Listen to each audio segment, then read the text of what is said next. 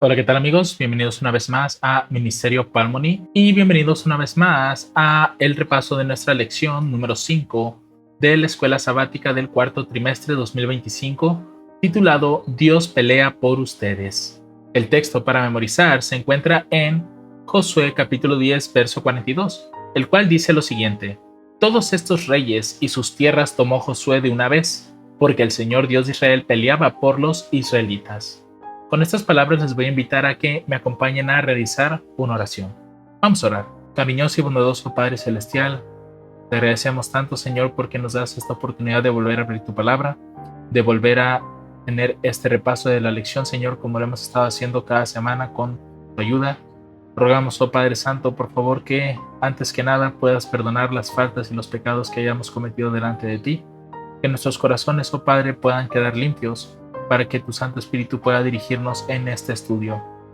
Acompáñanos, dirígenos, guía nuestras mentes, ayúdanos a entender, Señor, cosas no solamente en la superficie, sino en la profundidad de tu palabra, y que a través de ella, Señor, y al mismo tiempo a través de Jesús, podamos, Padre, poder ser santificados por tu palabra y poder refinar nuestro carácter, Señor, que se parezca más al tuyo. Te lo pedimos todo en el nombre y en los méritos de Cristo Jesús. Amén. Muy bien, mis hermanos, vamos entonces a adentrarnos en la lección. En la parte del sábado, como ustedes saben, al momento de estar leyendo esa sección de la escuela sabática, se podrán dar cuenta que realmente hace una reflexión o énfasis con respecto al pensamiento que hoy en día se tiene con respecto a Dios, ¿no? Usualmente cuando vemos las guerras en el Antiguo Testamento, porque es mayormente allí donde vemos esto, vemos a un Dios que ordena a su pueblo ir y atacar a las naciones o a destruirlas, en este caso pues la tierra de Canaán, ¿cierto? Y que de alguna manera cuando nosotros pensamos en esto, decimos, bueno, pues ¿por qué Dios mejor no castigaba directamente él a las naciones y las destruía? Realmente creo yo que esta es una de las cosas que a lo mejor a mucha gente le produce como que esa interrogante o duda, porque ya cuando brincamos al Nuevo Testamento vemos a un Dios completamente diferente. Es decir, ya no envía a su pueblo a ir a las guerras, sino que ahora el Evangelio es algo distinto a lo que nosotros estamos observando en el Antiguo Testamento. Y creo yo que no solamente a nosotros, sino que quizás al mundo entero, cuando comience a escuchar de Dios, o incluso hasta los mismos ateos pueden llegar a mostrar estos detalles, ¿no? Que realmente son bastante interesantes con respecto a la Biblia, pero que creo yo en lo personal, la misma Biblia ofrece respuestas para todas estas cosas, y es precisamente lo que nosotros vamos a ver a lo largo de esta lección. Así que vamos a pasar a la parte del domingo, y lo primero que nos dice esta lección es la iniquidad de los cananeos. Parte importante del Antiguo Testamento es ver que Dios no atacó a estas naciones solamente porque quisiera hacerlo, sino que estas naciones tuvieron su oportunidad de conocerle, pero prefirieron seguir en las tinieblas en las que estaban. Es decir, así como leemos en el libro de Juan que los hombres llegaron a amar más las tinieblas que la luz, dice ahí que esto se debía a que sus obras estaban en tinieblas. Lo mismo pasa aquí. Realmente los cananeos hacían cosas tan deplorables y tan abominables a los ojos de Dios que Dios no tuvo más remedio que exterminarlos, y lo hizo a través de su pueblo. Pero vamos a ver qué nos dice en esta parte de la lección en la siguiente pregunta. Dice, ¿qué dicen estos textos acerca del plan más amplio de Dios al ofrecer la tierra de Canaán a los israelitas? Vamos a ver entonces lo que nos dice primeramente Génesis 15:16. Dice, y en la cuarta generación volverán acá, porque la maldad del amorreo aún no ha llegado a su colmo. Es decir, lo que está diciendo aquí Dios de manera directa es que Dios no le puede entregar a Abraham en ese momento la tierra de Canaán porque la tierra todavía no ha llegado a su colmo. Es decir, no han llenado la copa de gracia de Dios. Y eso es algo que también, no sé si recuerdan, vemos también en el Nuevo Testamento, en Apocalipsis, cuando se habla acerca de las 7 plagas postreras. Dice que es la ira de Dios vaciada puro en el cáliz de su ira. Entonces, habla de eso como que no hay una mezcla de misericordia. Sin embargo, acá, hermanos, Dios le puso un límite a Canaán. ¿Y cuál era su tiempo de gracia? Bueno, tenían que pasar 4 generaciones. Y una vez pasando esas 4 generaciones, entonces sí, Dios iba a castigar la maldad del amorreo por las cosas perversas que había estado haciendo durante todo ese tiempo. Ahora, cuando pasamos a Levítico 18, 24 al 30, aquí en esta parte me equivoqué, se me pasó quitar el texto anterior, pero dice aquí, en ninguna de estas cosas os amancillaréis, porque en todas estas cosas se han ensuciado las naciones que yo he hecho de delante de vosotros, y la tierra fue contaminada, y yo visité su maldad sobre ella, y la tierra vomitó sus moradores. Ojo con esto. Son detalles importantes que nos hacen ver el tipo de personas que eran las naciones que estaban dentro de Canaán. Es decir, gente que había contaminado no solamente sus propios cuerpos, sino la misma tierra, a tal grado que la misma tierra llegó a vomitar a sus moradores. Es decir, vaya, si lo planteáramos de esta forma, la misma tierra le daba asco tener a esa clase de gente. Dice, vosotros pues, aquí está la parte que haría que el pueblo no fuera echado también de la tierra. Dice, guardad mis estatutos y mis secretos, y no hagáis ninguna de todas estas abominaciones, ni el natural ni el extranjero que peregrina entre vosotros, porque todas estas abominaciones hicieron los hombres de la tierra, que fueron antes de vosotros, y la tierra fue contaminada, para que la tierra no os vomite por haberla contaminado, como vomitó a las naciones que fueron antes de vosotros. Porque cualquiera que hiciera alguna de todas estas abominaciones, las personas que las hicieren serán cortadas de entre su pueblo. Guardad pues mi ordenanza, no haciendo de las prácticas abominables que tuvieron lugar antes de vosotros, y no os ensuciéis en ellas. Yo Jehová, vuestro Dios. Es evidente con este segundo pasaje que realmente la razón por la cual Dios echó a los moradores de esa tierra a través de su pueblo era porque los hombres habían contaminado la tierra. La habían llenado de tantísima maldad que era imposible para la tierra retener esta clase de gente. Por eso Dios tuvo que raerlos de la faz de la tierra.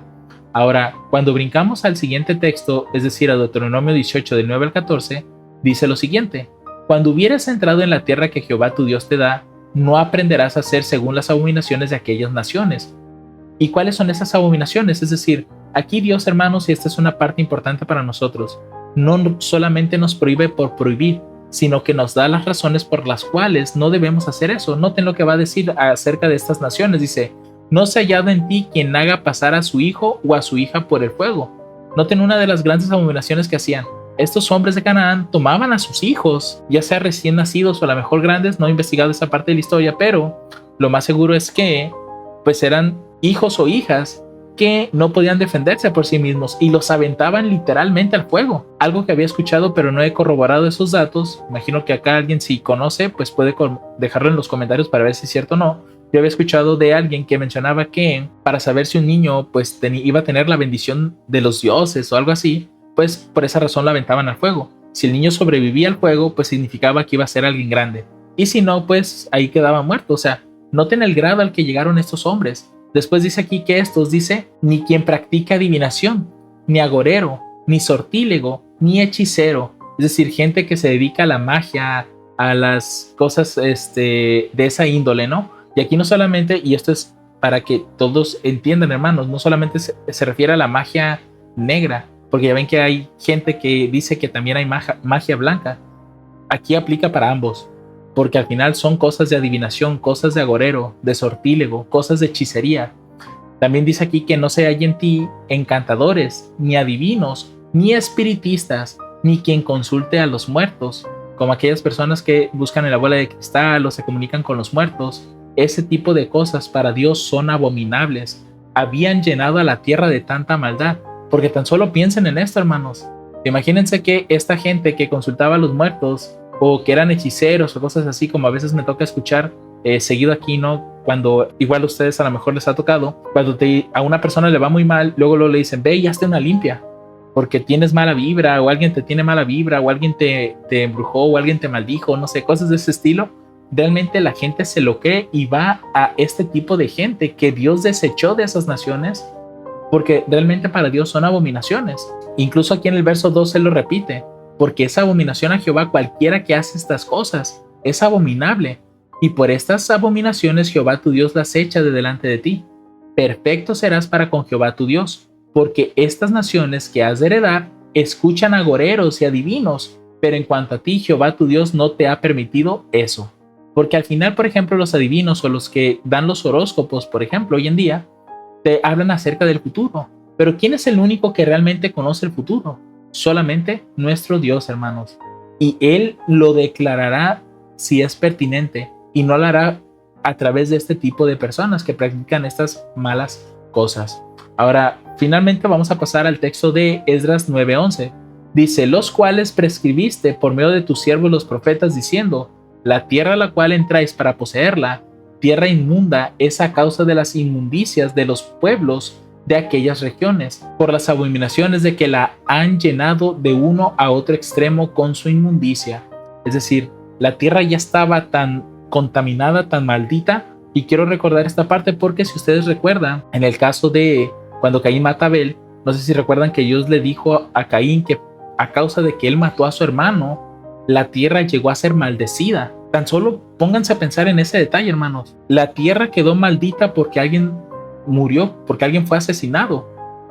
Piensen en la cantidad de gente que no ha sido asesinada diariamente. Tan solo pensemos en esos detalles. Se les ha quitado la vida incluso a gente que es inocente.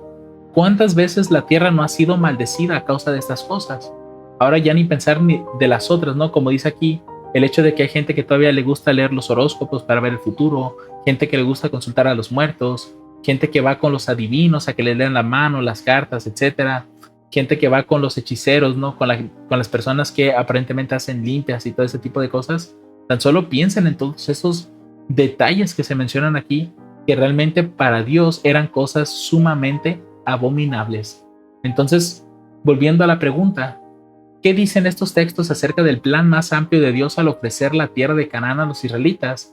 Que la tierra estaba tan maldecida que la presencia del pueblo, si el pueblo obedecía a Dios, iba a quedar santificada, hermanos. Porque recuerden lo que dice Deuteronomio con respecto a las bendiciones si te mantienes leal a Dios.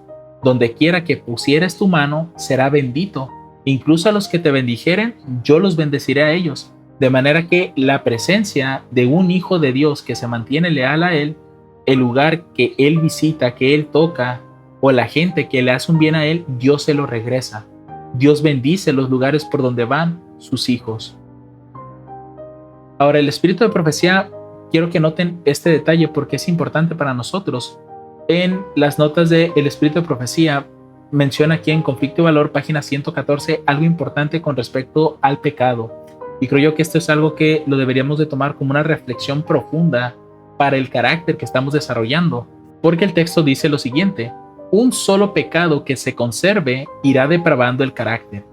Es decir, tú no necesitas cometer 2 o 3 faltas para que todo tu carácter se vaya deformando.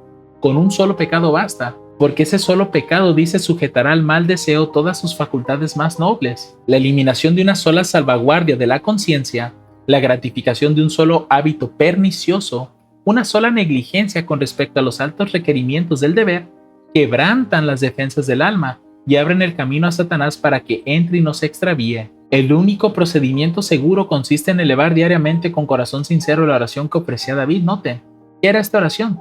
Sustenta mis pasos en tus caminos, es decir, ponlos firmemente o afírmalos, porque mis pies no resbalen. Esa es una oración poderosa que la mayoría de nosotros deberíamos de hacer diariamente. Señor, afirma mis pies en tu palabra, en tus mandamientos, para no pecar contra ti. Porque realmente con un solo pecado basta, hermanos, para que no entremos al cielo. Y eso lo sabemos gracias a Moisés. Aunque ese gracias es, o pareciera ser algo negativo, porque realmente Moisés, por causa de un pecado, no entró a la Canaán terrenal. Y eso es un ejemplo para todos aquellos que, si no se apartan de todos sus pecados, si no purifican su alma en Cristo, también con una sola falta no van a poder entrar, pero a la Canaán celestial. Ahora, pasando a la parte del lunes, el juez supremo. Dice aquí, ¿qué dicen estos versículos acerca del carácter moral de Dios? Y otra pregunta, ¿cómo nos ayuda su estatus como juez del universo a entender la cuestión de la guerra por mandato divino? Bueno, el primer texto de Génesis 18:25 dice lo siguiente: lejos de ti el hacer tal cosa, que hagas morir al justo con el impío, y que sea el justo tratado como el impío, nunca tal hagas. El juez de toda la tierra no ha de hacer lo que es justo. Aquí nosotros vemos algo sumamente importante con respecto al carácter de Dios. Dios no le dará el mismo pago a un impío que a un justo. ¿Por qué? Porque Dios, en su moral, Él sabe que el justo tiene que ser bendecido. porque en su justicia ha caminado, en la justicia de Cristo. Por lo tanto, tiene que ser recompensada esa justicia. Por otro lado, el Salmo 111 nos dice, Dios es el que juzga al justo, y Dios está irado todos los días contra el impío. Es decir, el impío, hermanos, porque al final el justo llegó a ser un impío, porque la misma escritura dice que no hay justo ni solo uno quien haga lo bueno, de manera que la escritura realmente nos dice que Dios se enoja con el impío, pero el impío que se mantiene en esa impureza, aquella persona que sigue haciendo lo malo a pesar de que ya se le enseñó a hacer lo bueno, mientras que el justo, una vez que escuchó la bondad y la misericordia de Dios, optó por cambiar su mal camino. No es justo porque él haya hecho algo que lo pusiera en gracia delante de Dios, sino que aceptó que no iba a poder ser justo nunca, sino que dependía exclusivamente de Dios para alcanzar esta santidad o esta justicia, es decir, a través de Cristo. Y ese justo se convirtió en justo precisamente por haber creído en Jesucristo mismo. Por eso es que Dios no puede hacerle nada a un justo que ande en integridad de corazón, que ande en Cristo. El siguiente Salmo 56 dice, y los cielos declararán su justicia porque Dios es el juez. Realmente Dios es alguien imparcial. Realmente Dios es alguien completamente justo. Y sobre todo, hermanos, Él no acepta sobornos, ni tiene favoritismos, ni nada de eso. Y tampoco se le escapa nada, pues Él ve no solamente las cosas que se hacen en el exterior, sino también las que se maquinan en el interior. Por lo tanto, sus juicios son completamente justos. Así también Salmos 82:1 dice, Dios está en la reunión de los dioses, en medio de los dioses juzga. Así que en dado caso, y yo siempre lo he visto de esta forma, ¿no? En dado caso de que existieran otros dioses, pero el único Dios mayor de todos es Jehová nuestro Señor. Entonces, realmente Jesús se exalta por sobre todos los demás, sobre cualquier Dios u hombre. Cristo es exaltado sobre todos ellos, porque la justicia de Cristo es impecable. Salmos 96:10, por ejemplo, también nos dice, decide entre las naciones, Jehová reina, también afirma el mundo, no será conmovido, juzgará a los pueblos en justicia. Por esa razón no pensemos, hermanos, que Dios se ha olvidado de hacer juicios en la tierra. Claro que los hará, pero también Él es un Dios paciente y misericordioso. Él tiene que darle la oportunidad a todos de que conozcan el bien, y ya que tomen su decisión una vez que conozcan el bien. Ya si ellos siguen eligiendo lo malo, pues entonces sí, ahora ellos están siendo condenados por seguir en la maldad. Segunda de Timoteo 4, versos 1 y 8, que sería el último pasaje, nos dice lo siguiente. Te requiero pues delante de Dios y del Señor Jesucristo, que ha de juzgar a los vivos y a los muertos en su manifestación y en su reino. Es decir, este texto nos habla de un juicio de los vivos y un juicio de los muertos, las personas que están descansando. Dice, por lo demás, ya cuando nos saltamos al verso 8, me está guardada la corona de justicia, la cual me dará el Señor como juez justo en aquel día, y no solo a mí, sino también a todos los que aman su venida. De manera que Dios, hermanos, es un Dios completamente justo, y Él dará la corona a todos aquellos que anden en integridad, a todos aquellos, como dice aquí, que amen su venida, y al amar su venida es andar en sus mandamientos, andar bien delante de Él. Ahora, cuando pasamos al espíritu de profecía, en Fundamentals of Christian Education, o Fundamentos de la Educación Cristiana, no sé si lo pronuncia bien, página 299, dice algo sumamente poderoso con respecto a el adversario que tenemos. Dice aquí, tenemos un enemigo poderoso. Realmente nosotros, con nuestra humanidad, no podemos vencerlo, hermanos. Dice aquí, y no solo odia a todo ser humano, hecho imagen de Dios, sino que con la más encarnizada enemistad odia a Dios y a su Hijo unigénito, Jesucristo. Cuando los hombres se entregan para ser esclavos de Satanás, Él no manifiesta hacia ellos la enemistad que manifiesta hacia los que llevan el nombre de Cristo y se entregan al servicio de Dios. Noten, solamente Satanás está enemistado con aquellos que buscan a Cristo, con aquellos que buscan ser libres de las cadenas del adversario. Dice, los odia con un odio mortal. Sabe que puede contristar a Jesús poniéndolos bajo el poder de sus engaños, hiriéndolos, debilitando su fe, haciéndolos incapaces de prestar a Dios el servicio que se les exige bajo su capitán Jesucristo.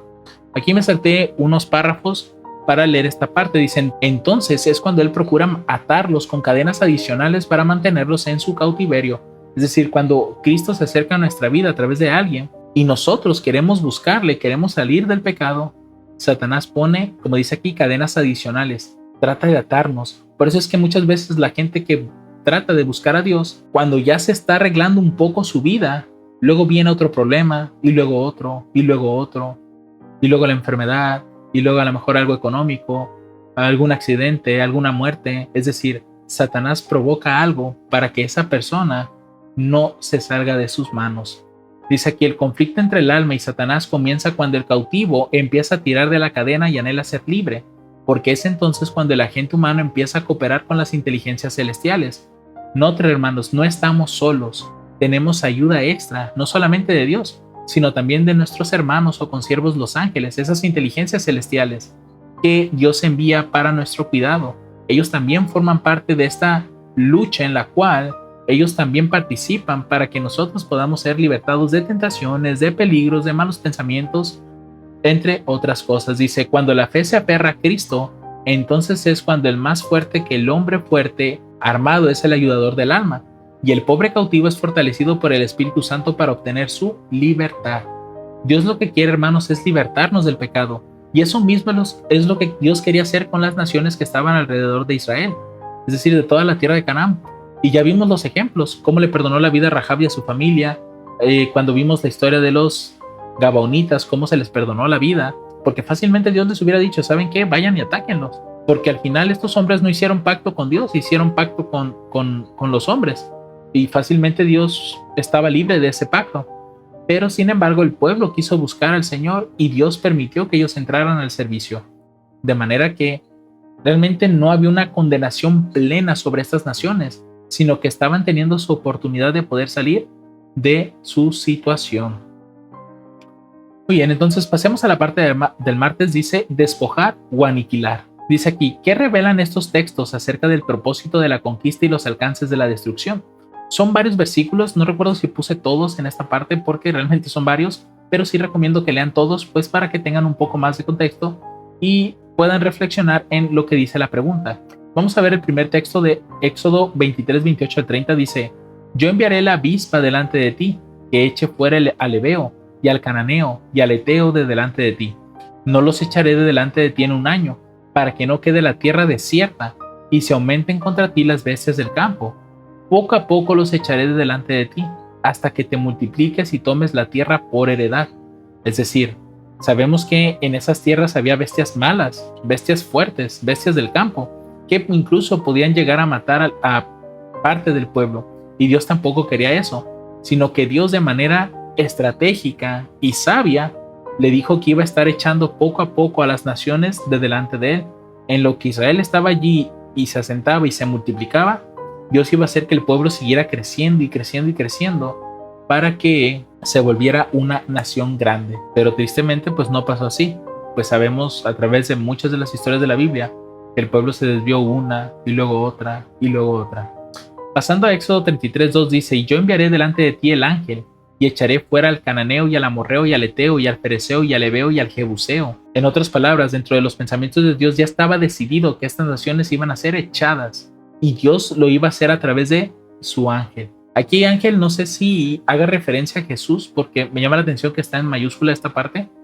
Quiero pensar que sí, pero realmente vemos que el propósito de Dios era echar a las naciones. No solamente era despojar, era aniquilar esas naciones. Claro, siempre y cuando hubiera gente que a lo mejor quisiera unirse a ellos, que se convenciera de este Dios verdadero, pues se le iba a perdonar la vida, obviamente, iba a formar parte del natural. Ahora, Éxodo 34:11 dice, guarda lo que yo te mando hoy.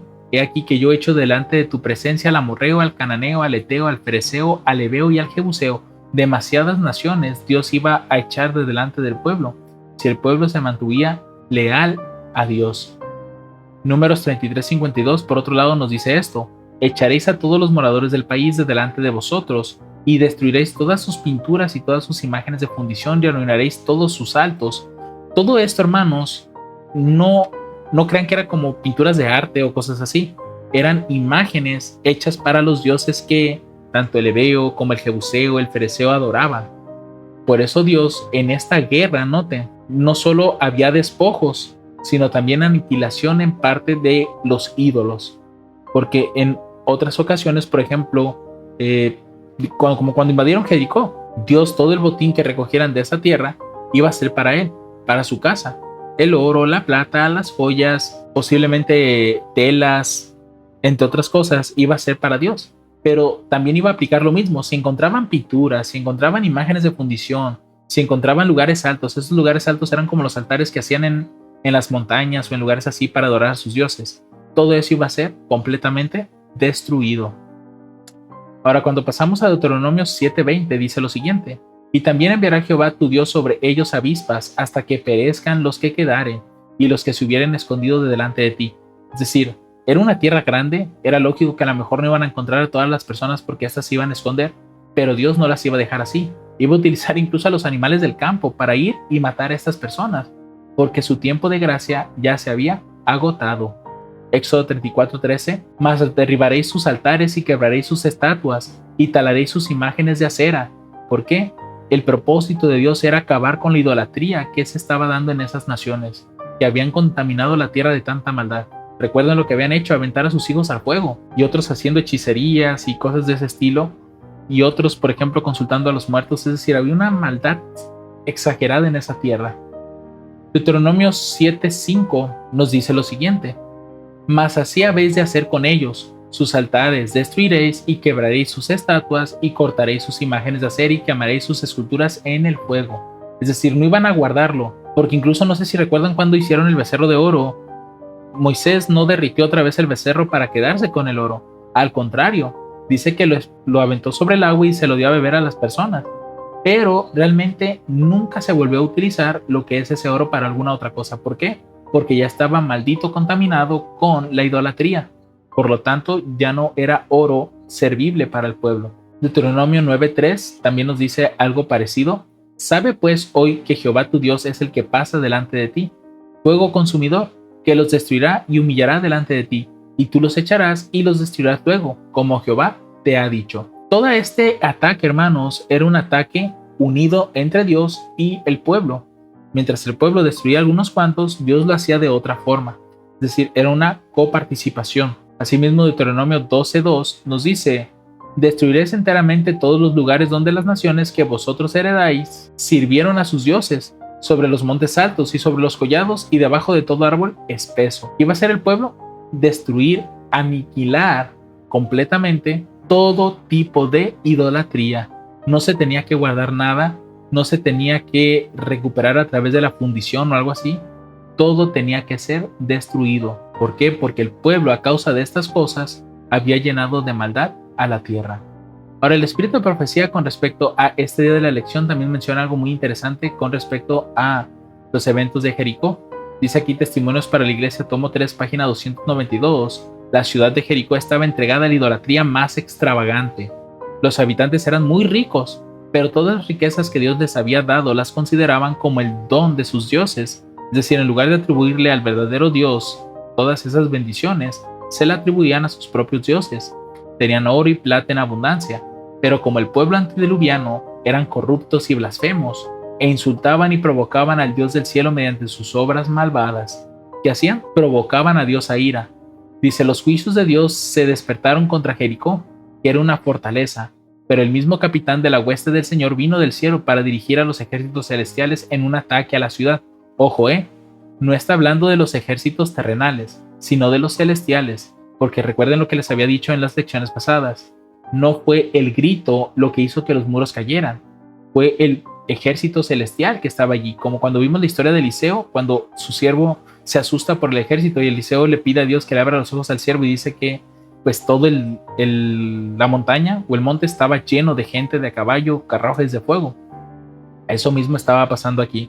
Dice aquí: ángeles de Dios asieron las masivas murallas y las derribaron. Dios había dicho que la ciudad de Jericó debía ser maldita y que todos deberían perecer excepto Rahab y su familia. Se debía salvar a estos por el favor que Rahab había hecho a los mensajeros del Señor. Únicamente ella de todos estos llegó a salvarse. Pero la revelación que nos dan esos textos es que el propósito de las conquistas no es nada más era ir y atacar una nación solo porque sí o porque a Dios se le antojara, sino que simplemente estas naciones ya habían contaminado la tierra, la habían hecho completamente inhumana, destructiva, tanto así que la tierra estaba vomitando a sus moradores. Por eso Dios tenía que hacer algo, y este algo fue enviar a su pueblo no solamente a conquistar, sino también a destruir toda huella o rastro de la idolatría. Ahora, aquí en esta misma lección se nos hace esta pregunta de reflexión que pienso yo que también deberíamos de hacerla. Dice, ¿qué elementos y hábitos deben ser desarraigados de tu carácter? Porque recuerda que con un solo pecado no vamos a poder entrar en el cielo. Entonces, ¿qué cosas crees tú que deberías de quitar para poder estar en armonía con Dios? Te lo dejo de reflexión. Ahora, pasando al miércoles, una libre elección. Dice aquí, ¿cómo iluminan estos mandatos de Dios acerca de la guerra? ¿Y cómo debía proceder Israel con las naciones idólatras, la orden divina de destruir completamente algunos de esos pueblos? Bueno, vamos a leer lo que dice Deuteronomio 20:10 y después nos brincamos al 15:18. Dice, cuando te acercares a una ciudad para combatirla, le proclamarás la paz. Así harás a todas las ciudades que están muy lejos de ti, que no son de las ciudades de estas naciones, pero de las ciudades de estos pueblos que Jehová tu Dios te da por heredad, no dejarás con vida nada que respire. Y aquí está hablando, hermanos, no solamente de los adultos, sino también de los ancianos, incluso hasta de los niños o los de pecho, y hasta los mismos animales pareciera ser que todo iba a ser completamente destruido, sino que del todo las destruirás, al Eteo, al Amorreo, al Cananeo, al Fereceo, al Heveo y al Jebuseo, como Jehová tu Dios te ha mandado, para que no os enseñen a hacer según todas sus abominaciones que ellos hacen para sus dioses, y pequéis contra Jehová vuestro Dios. Es decir, también al mismo tiempo Dios quería proteger a su pueblo de esta idolatría, porque podría llegar a ser demasiado atractiva para su pueblo. Y al final vemos que lo fue. Incluso Salomón, el hombre más sabio de la tierra, llegó a caer en los encantos de la idolatría, para que no creamos que, ni por ser muy sabio, o tan solo pensemos en Sansón, que ni por ser tan fuerte, se salvaron de la idolatría. Cuando brincamos al capítulo 13, pero los versículos 12 al 18 de Deuteronomio nos dice lo siguiente con respecto a las naciones otra vez. Dice, cuando hieres de alguna de tus ciudades que Jehová tu Dios te da para que mores en ellas, que se dice, hombres, hijos de Belial, han salido de en medio de ti, que han instigado a los moradores de su ciudad diciendo, vamos y sirvamos a dioses ajenos que vosotros no conocisteis. Tú inquirirás y buscarás y preguntarás con diligencia, y si pareciere verdad, cosa cierta, que tal abominación se hizo en medio de ti, irremisiblemente herirás a filo de espada a los moradores de aquella ciudad, destruyéndola con todo lo que en ella hubiere, y también sus bestias a filo de espada. Noten, una vez que el pueblo ya se hubiera establecido, una vez que el pueblo se establece, si de pronto alguna de esas ciudades comienza a decir que vayan y adoren a dioses que no conocieron, dice aquí Dios, automáticamente están fuera de la gracia, los vas a herir con espada, es decir, los vas a destruir, prácticamente matar. ¿Por qué? Dice aquí, juntarás todo el despojo de ella en medio de su plaza, y consumirás con fuego la ciudad y todo su despojo, todo ello, a Jehová tu Dios, y será un montón para siempre, nunca más se edificará, y no se pegará algo a tu mano del anatema, para que Jehová se aparte del furor de su ira, y te muestre misericordia, y tenga compasión de ti y te multiplique como lo juró a tus padres. Ojo con este detalle, no sé si recuerdan que hubo un hombre que robó no recuerdo si era un lingote de oro y un manto babilónico, y no recuerdo si hubo otra cosa, pero tomó algo del anatema. Al tomarlo, se maldijo a sí mismo y a su familia, porque al final toda su familia terminó muriendo en esa obra. Dice, cuando obedecieras a la voz de Jehová tu Dios, guardando todos sus mandamientos que yo te prescribo hoy, para hacerlo recto en ojos de Jehová tu Dios. Por tanto, realmente, respondiendo a la pregunta, ¿cómo iluminan estos mandatos de Dios acerca de la guerra? Es cuando vayas a la guerra, únicamente a las naciones que están lejos de ti, les proclamarás la paz. Pero si ellos no quieren esa paz, es decir, yo lo veo como que les hablarás de mí. Si no me quieren recibir a mí, entonces puedes atacarlas. Pero en cuanto a las naciones que estaban alrededor de Israel, esas irremisiblemente debían de morir, debían de ser destruidas, no debería de quedar absolutamente nada. ¿Por qué? Porque Dios quería borrar la idolatría de esos pueblos. Ahora, pasando a Josué, capítulo 10, verso 40, dice, hirió pues Josué toda la región de las montañas y del sur y de la llanura, y de las cuestas y a todos sus reyes sin quedar nada. Todo lo que tenía vida mató, como Jehová, Dios de Israel, lo había mandado. Así de simple. Estas naciones estaban cerca de ellos, por lo tanto eran del Eteo, del Fereceo o de alguna de esos lugares. Dios tenía que destruirlos y lo hacía a través de su pueblo. ¿Por qué? Porque las naciones eran idólatras completamente. Ya no se podía hacer nada, sus corazones ya estaban sometidos a eso. Por lo tanto, su gracia había terminado y Dios tenía que destruir la maldad, porque si no, iban a infectar no solamente a su pueblo, sino a todas las otras personas que llegaran a tener contacto con ellos. Ahora, el Espíritu de Profecía nos dice con respecto a Historia de las Patriarcas y Profetas, página 342 y 343, algo interesante con respecto a la libertad, a la libre elección. Y la libre elección, hermanos, es también preguntar, ¿qué eliges? ¿Qué decides? Y una vez que tomes tu bando, pues tienes que recibir la recompensa por haber escogido un bando. Aquí no hay bandos neutros, sino que, como dice Jesús, o juntas conmigo o desparramas. Dice aquí, millares de personas repiten hoy la misma rebelde queja contra Dios. No comprenden que al quitarle al hombre la libertad de elegir, le roban su prerrogativa como ser racional y le convierten en un mero autómata. No es el propósito de Dios forzar la voluntad de nadie. El hombre fue creado moralmente libre. Como los habitantes de todos los otros mundos, debe ser sometido a la prueba de la obediencia, pero nunca se le coloca en una situación en la cual se haya obligado a ceder al mal. No puede sobrevenirle tentación o prueba alguna que no sea capaz de resistir. Es decir, una vez en Cristo, estamos completamente habilitados para vencer cualquier tipo de tentación o prueba. Dios tomó medidas tales que nunca tuvo el hombre que ser necesariamente derrotado en su conflicto con Satanás. Es decir, que la cuestión del ceder a la tentación fue una decisión completamente personal tanto de Eva como de Adán. Eva a través del engaño y Adán a través del razonamiento, porque Adán no fue engañado, pero la mujer sí. Pero Adán amaba tanto a su mujer que pues terminó compartiendo el mismo destino que ella. Lo que sí es evidente es que todas estas naciones, sus voluntades no fueron forzadas. Al contrario, se les dio oportunidad de tener evidencia suficiente. Y una vez que la tuvieron, pues ellos tomaron una decisión, la cual fue oponerse ante todo lo posible al Dios Todopoderoso, Jehová de los ejércitos, hermanos. Ahora bien, la parte del jueves nos aborda un punto importante con respecto a Dios. Nos dice que Él es un príncipe de paz. Veamos por qué. ¿Cómo describen los siguientes textos el futuro que Dios había previsto para su pueblo?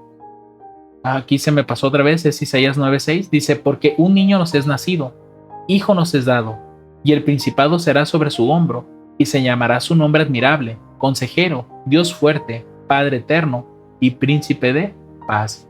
Es decir, todas estas son cualidades de Cristo. Cuando brincamos al capítulo 11, los versos del 1 al 5, nos dice, y saldrá una vaca del tronco de Isaí, y un vástago retoñará de sus raíces, y reposará sobre él el espíritu de Jehová, espíritu de sabiduría y de inteligencia, espíritu de consejo y de poder, espíritu de conocimiento y de temor de Jehová, y le hará entender diligente en el temor de Jehová. No juzgará según la vista de sus ojos, ni arguirá por lo que oyere en sus oídos, sino que juzgará con justicia a los pobres, y arguirá con equidad por los mansos de la tierra, y herirá la tierra con la vara de su boca, y con el espíritu de sus labios matará al impío, y la justicia será el cinto de sus lomos, y la fidelidad del ceñidor de sus riñones. En otras palabras, todas estas son características y cualidades que iba a tener Cristo al venir a nuestro mundo. Es decir, iba a dar todo el conocimiento que el Padre quería darle al mundo. Su amor, su sabiduría, su inteligencia, la capacidad de poder vencer el pecado nuevamente a través de Cristo. La siguiente cita es el capítulo 60, verso 17. Dice, en vez de bronce traeré oro, y por hierro plata, y por madera bronce, y en lugar de piedras hierro, y pondré paz por tu tributo y justicia por tus exactores. Realmente Cristo es un ser de paz. Como dice aquí, es un príncipe de paz, pero únicamente es paz para aquellos que le sirven con amor. Para los que no, es un hombre de guerra, un hombre destructor, porque así es como el impío llega a ver a Dios. Lo ve como una amenaza, porque como bien dice, Dios es luz, pero los hombres aman las tinieblas. Ahora, Oseas 2:18, por ejemplo, nos dice: y en aquel tiempo haré para ellos pacto con las bestias del campo, con las aves del cielo y con los reptiles de la tierra, y quebraré arco y espada y la batalla de la tierra, y los haré dormir seguros. Noten, una promesa grande en cuanto a lo que Dios hace en nuestras vidas: darnos seguridad, darnos paz. Sobre todo pensemos en estos tiempos donde las muertes prácticamente están a la orden del día. Los accidentes, las estafas y pues todos esos problemas que nosotros encontramos en este mundo que nos impiden progresar o andar seguros. Dios nos promete andar siempre seguros, andar tranquilos. No significa que no tengamos problemas, porque eso no es lo que Dios está prometiendo. Pero lo que sí dice es que, aunque estés en los problemas, tú vas a terminar disfrutando la situación o te vas a sentir en paz completamente porque sabes que Dios va contigo. Miqueas 4:3, que es el último pasaje de este texto, dice: y juzgará entre muchos pueblos, y corregirá naciones poderosas hasta muy lejos, y martillarán sus espaldas para asadones, y sus lanzas para hoces. No alzará espada nación contra nación, ni se adestrarán más para la guerra. ¿Por qué? Porque Dios ya no quería ver ese tipo de cosas, y Dios iba a traer completa paz a través de Jesús. Pero tristemente las naciones no quisieron, sobre todo su pueblo a quien había sido enviado, porque recuerden lo que dijo Jesús: no soy enviado sino a las ovejas perdidas de la casa de Israel. Su propósito era primeramente convertir a su pueblo, y entonces sí, Dios iba a dar toda clase de bendición para que su pueblo siguiera creciendo y creciendo y compartiendo el mensaje con otras naciones. En esta parte también se nos hace otra pregunta: ¿qué revelaciones ofrece esta historia acerca de los propósitos más profundos de Dios para su pueblo y la humanidad? Veamos 2 de Reyes capítulo 6, versos 16 al 23. Y él le dijo: no tengas miedo, porque más son los que están con nosotros que los que están con ellos. Miren lo que les había comentado hace rato. Dice que oró Eliseo y él dijo: te ruego, Jehová, que abra sus ojos para que vea. Entonces Jehová abrió los ojos del criado y miró, y he aquí que el monte estaba lleno de gente de a caballo y de carros de fuego alrededor de Eliseo. Y luego que los sirios descendieron a él, oró Eliseo a Jehová y dijo: te ruego que hieras con ceguera a esta gente. Y los hirió con ceguera, conforme a la palabra de Eliseo. Después les dijo Eliseo: este no es el camino, ni esta es la ciudad. Seguidme, que yo os guiaré al hombre que buscáis. Y los guió a Samaria, y sucedió que cuando llegaron a Samaria, dijo Eliseo: Jehová, abre los ojos de estos para que vean. Y Jehová abrió sus ojos y miraron, y se hallaban en medio de Samaria. Y cuando los vio el rey de Israel, dijo a Eliseo: ¿los mataré, padre mío? Y él le respondió: no los mates. ¿Matarías tú a los que tomaste cautivos con tu espada y con tu arco? Pon delante de ellos pan y agua, para que coman y beban y se vuelvan a su señor. Entonces él les preparó una gran comida, y cuando hubieron comido y bebido, los envió, y ellos se volvieron a su señor. Y nunca más vinieron cuadrillas de Siria a la tierra de Israel. No, hermanos, ¿ustedes creen que Dios todo el tiempo que hizo las guerras quiso destruir? Incluso hay un pasaje que nos habla acerca de cómo Dios no quiere la muerte del impío, sino que se arrepienta de su mal camino. Ese siempre ha sido el deseo de Dios, pero no el de los hombres. No todos quieren dejar el pecado. Les encanta el pecado y por eso viven en él. Pero Dios no quisiera destruirlos. Pero debe hacerse, si no, la maldad, hermanos, sería perpetua en este mundo. Y si tanto tú como yo estamos cansados de la maldad, vemos que a veces es necesario. Pero ojo, no con nuestra mano, sino que Dios es el que se va a encargar. Hay un texto de Romanos que no está en la lección, pero creo que encaja perfectamente aquí. Dice Dios claramente: mía es la venganza, yo daré el pago. Es decir, nosotros no tenemos que meternos en estos asuntos. Dios es el que se va a encargar primeramente de juzgar, y antes de juzgar siempre da la oportunidad de cambiar. Si no aceptan eso, entonces Dios juzga, y una vez juzgado, se da un edicto para bien o para mal. Por eso dice aquí, sobre todo en esta parte dice: ¿matarías tú a los que tomaste cautivos con tu espada y con tu arco? No, Dios no quiere eso. Incluso Siria estaba dispuesta a la guerra, pero al ver este acto humano con sus siervos, Siria desistió de atacar a Israel. Por eso es que Cristo es el príncipe de paz. Por último, la parte del viernes leer nuevamente las páginas sobre la caída de Jericó de Patriarcas y Profetas. Siempre recomiendo esa parte, sobre todo para que tengan información muy fresca. Y por último, leer esta cita de Comentarios de Elena de White, que lo pueden encontrar en el Comentario Bíblico Adventista del Séptimo Día, tomo 2, página 999. Dice: Dios es lento para la ira, dio un tiempo de gracia a las naciones impías para que pudieran llegar a familiarizarse con él y su carácter. Ojo, hermanos, esta es la parte que mucha gente no entiende. Dios no destruyó estas naciones solo porque le plació destruirlas, sino que su gracia fue tan abundante y su ira tan lenta en aplicarse, que le dio tiempo a las naciones para que llegaran a familiarizarse con él y su carácter. ¿Cómo? A través de la presencia de su pueblo en ese lugar. De acuerdo con la luz dada fue su condenación, porque rehusaron recibir la luz y eligieron sus propios caminos antes que los caminos de Dios. Dios dio la razón por la cual no desposeyó de inmediatamente a los cananeos. No se había colmado la iniquidad de los amorreos, es decir, su tiempo de gracia no se había agotado todavía. Debido a su iniquidad, gradualmente se estaban colocando en el punto en que no podría actuar más la tolerancia de Dios. Si Dios ya no iba a soportar tanta maldad de parte de ellos, y si serían exterminados. Hasta que no se llegara a este punto y se colmara su iniquidad, se pospondría la venganza de Dios. ¿Y cuánto tiempo pasó, hermanos? 4 generaciones. Que si bien, por ejemplo, pensáramos en las de Abraham con su pueblo, pues pasaron más de 200 años. 200 años en los cuales ellos tuvieron la oportunidad de conocer a Dios. Dice aquí: todas las naciones tuvieron un periodo de tiempo de gracia. Las que invalidaron la ley de Dios se hundieron más y más en la impiedad. Los hijos heredaron el espíritu rebelde de sus padres y se portaron peor que ellos, hasta que los alcanzó la ira de Dios. El castigo no fue menor por haber sido postergado, sino que se dio el justo pago. Y eso es algo que también hay que entender, hermanos. Dios ha perdonado nuestras faltas y ya no se acuerda más de nuestros pecados una vez que hemos aceptado a Cristo como nuestro Salvador. Sin embargo, como ya vimos también en el Espíritu de Profecía, y la misma Biblia lo dice, con un solo pecado que tengamos, es imposible que entremos al cielo. Y al ser imposible que estemos en el cielo, significa que hemos rechazado la justicia y el perdón de Cristo. De manera que los pecados que habían sido perdonados vuelven a la luz y nos van a condenar en el día final. Y va a caer todo el peso de la justicia de Dios por todas las faltas cometidas a lo largo de nuestras vidas. Por eso es que aquí, hermanos, y eso es algo que debemos de explicarle también a las personas. Dios no destruyó por placer a las naciones que estaban alrededor, sino que se les dio su debida oportunidad. Pero era tanta la maldad, hermanos.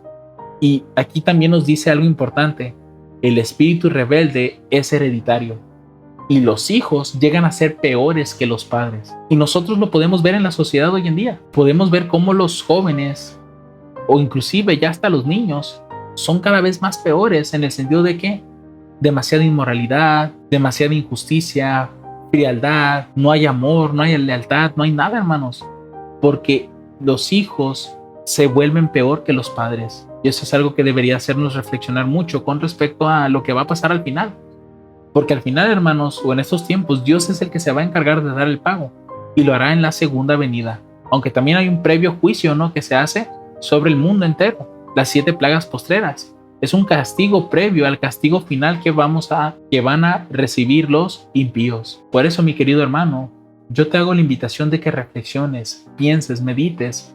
¿Realmente todavía me falta cambiar cosas en mi vida? Y de ser así, ¿cuáles? Y una vez identificadas, exponerle el caso al Señor. Dios tiene todo el propósito de querer ayudarnos en nuestra transformación. Solo debemos de pedir ayuda, hermanos. Él está dispuesto, Jesús está dispuesto, el Espíritu Santo está dispuesto, los ángeles de Dios están dispuestos a ayudarnos en nuestras luchas diarias, nuestras pruebas, nuestras tentaciones, todo aquello que pueda llegar a derribarnos emocionalmente o mentalmente. Tanto la deidad como los ángeles están dispuestos a fortalecernos. Tan solo pensemos en Jesús. Cuando Él estuvo 40 días y 40 noches sin comer, fue tentado por el diablo 3 veces. Y al final, hermanos, quedó exhausto, pero no fue abandonado. Dice la Escritura que vinieron ángeles y le sirvieron. ¿En qué sentido? Lo reconfortaron, le dieron alimento, lo fortalecieron de tal forma que él pudiera levantarse otra vez, pero no fue dejado solo. Y así también ningún alma que quiera servir a Dios será dejada sola. Y pues mis hermanos, hemos llegado al final de nuestro repaso sobre el Dios que pelea por nosotros. Esas mismas cosas que Dios hizo en antaño, también las puede hacer hoy en día. Y las luchas que tenemos contra Satanás no son solas. Dios mismo está a nuestro lado ayudándonos y apoyándonos para que podamos vencer las tentaciones. Pero ¿qué nos hace falta? Solamente pedirle a Dios. Y es lo que Jesús siempre ha dicho: el espíritu está presto, pero nuestra carne es débil. No cedamos a la debilidad de nuestra carne y roguemos al Dios Todopoderoso que nos ayude a vencer esos defectos de carácter que tenemos muy arraigados en nuestro ser. Pues mis hermanos, me alegró mucho el estar aquí con ustedes compartiendo esta nueva lección, y siéntanse libres de poner sus comentarios en las descripciones de los videos, que pues yo voy a leer todos los comentarios y también podemos estar discutiendo un poco más sobre esta lección. Espero que haya sido de gran bendición y que Dios nos guarde a todos. Amén.